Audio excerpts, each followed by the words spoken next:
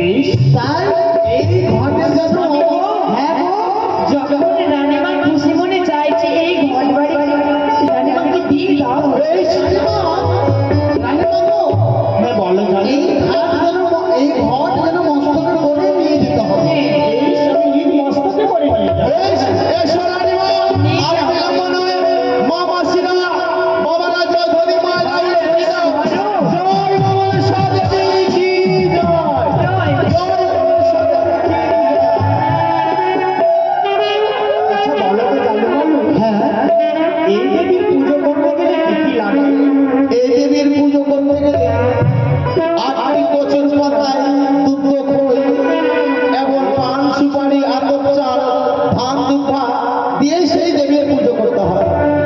বেশ, ও দাসী, চলো আমরা এবার সেই দেবীর পুজো করবো। বেশ তাই হবে গো মা, চলো। চলো।